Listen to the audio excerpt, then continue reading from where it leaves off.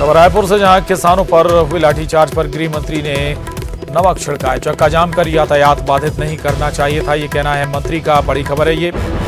कोई समस्या थी तो जनप्रतिनिधियों अधिकारियों से बात करते, बारदाना टोकन नहीं मिला तो अधिकारी के पास अपनी बात रखते। केशकाल में किसानों पर पुलिस ने दरअसल लाठीचार्ज किया था। बारदाने की मांग को लेकर किसान प्रदर्शन कर रहे थे।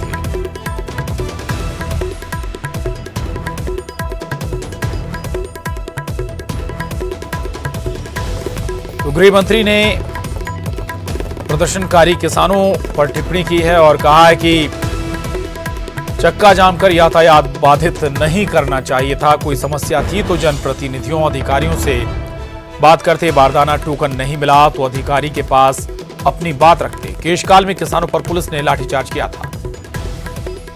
अवधेश हमारे साथ जुड़ गए हैं। अवधेश, बजाय किसानों से बातचीत करने अब सलाह दी जा रही, मशवरा दिया जा रहा है कि जाम नहीं करनी थी सड़क हाईवे।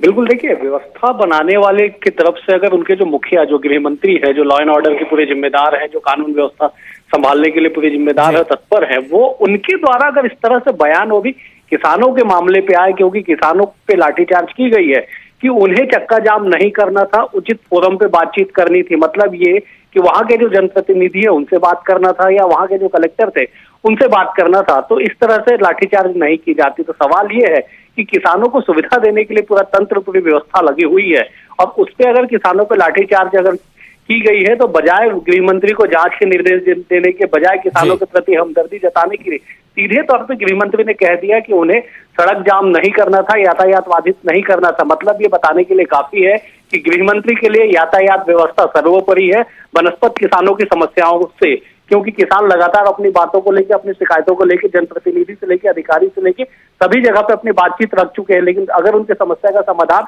नहीं हुआ तब जाके सड़कों पे उतरे। लेकिन उस पर इस तरह से जो लाठीचार्ज की गई और मंत्री का बयान, ये कुल मिला के ये है कि किसानों के जख्मों पे नमक छिड़कने का काम गृह मंत्री ताम्रध्वज साहू ने किया है।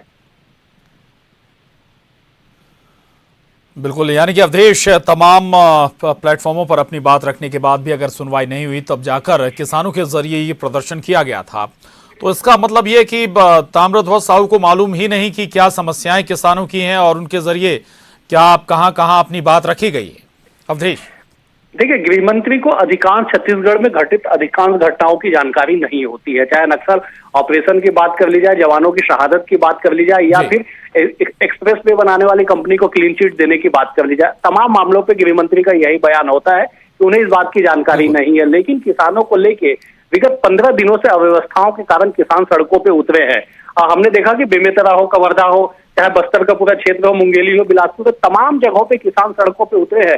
धान खरीदी की तारीख को बढ़ाने को लेकर, धान खरीदी में व्यवस्था बहाली को लेकर लगातार मांग किया जा रहा है, प्रदर्शन किया जा रहा है। उस पर अगर गृह मंत्री इस तरह से बयान देते हैं तो बताने के लिए काफी है कि किसानों के हित में बात करने वाली सरकार किसानों पे हुए लाठीचार्ज पे नमक छिड़कने का काम कर रही है। वो भी सरकार के नंबर 2, जो फिलहाल में नंबर 1 कहलाएंगे, क्योंकि मुख्यमंत्री विदेश यात्रा पे है, उनके मुख्य सचिव विदेश यात्रा पे है, मुख्यमंत्री के प्रमुख सचिव विदेश यात्रा पे है। तो गृह मंत्री जो नंबर 2 सरकार के मंत्री होते हैं, उनके द्वारा ये बयान देना, मतलब ये कि मौजूदा में छत्तीसगढ़ के मुखिया गृह मंत्री है, उनके द्वारा ये बयान देना किसानों को और अधिक उद्वेलित कर सकता है, किसानी से और आक्रोशित हो सकते हैं। लेकिन सवाल यही है कि लाठीचार्ज पे जांच कराने के बजाय, कार्रवाई कराने के बजाय मंत्री ने इस तरह से बयान दे दिया है, जो किसानों के हित में बात करने वाली सरकार के लिए सोचने का एक बड़ा विषय है। जी बिल्कुल, अवधेश रहेगा हमारे साथ। संजय श्रीवास्तव जी, प्रवक्ता बीजेपी, हमारे साथ जुड़ गए हैं। संजय जी, ताम्रध्वज साहू की एक और बात सामने आई, एक और नया बयान। अब वो ये कह रहे हैं कि किसानों पर जिन पर लाठीचार्ज किया गया, उन किसानों को प्रदर्शन नहीं करना चाहिए था, सड़क जाम नहीं करनी चाहिए थी, बल्कि बात करनी चाहिए थी प्रशासन से, अधिकारियों से। लेकिन जो अवधेश बता रहे हैं कि इससे पहले सभी प्लेटफॉर्म पर किसान अपनी बात रख चुके थे। देखिए, किसानों के नाम पर और जिस तरीके से धान खरीदी के नाम पर ये सरकार पूर्ण रूप से असफल हो चुकी है, और लगातार 3-4 महीनों से लगातार जब से स्टार्ट हुआ था कि दिसंबर की जगह नवंबर से प्रारंभ होना चाहिए, विपक्ष की भी मांग थी, किसान संघों की भी मांग थी, लेकिन ये सरकार कान बंद करके बहरी और गूंगी सरकार के रूप में सामने आई है। और जब किसान परेशान है, हलाकान है, कल अंतिम दिन है, उसके धान केंद्रों में जा नहीं पा रहे हैं, ऐसे समय में उनका एक विरोध करने का एक रास्ता है। बल्कि मुझे ऐसा लगना चाहिए यदि वो किसान जो भोले भाले हैं, जो गांव के अंदर में रहते हैं, यदि उन्होंने चक्का जाम किया तो प्रशासन को वहां पर जाकर बातचीत करना था, और जाकर बातचीत करके उस धरने को समाप्त किया जाता है, चक्का जाम को भी बंद किया जाता है, धरने को भी बंद किया जाता है, और उसके बाद किसानों को यदि राशि दे दी गई रहती पहले ही, यदि उनके सब समस्याओं का निराकरण हो जाता, तो मुझे लगता है कि ये नौबत क्यों आती। सरकार को पहले इस बात का परीक्षण करना चाहिए कि ये नौबत क्यों आई।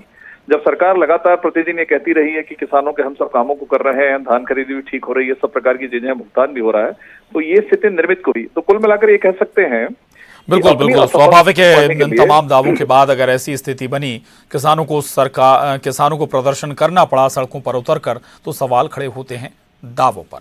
शुक्रिया आप संजय जी आपका, और अवधेश हमारे साथ जुड़े हुए थे। अवधेश आपका भी धन्यवाद। अगली खबर का रुख करें। अगली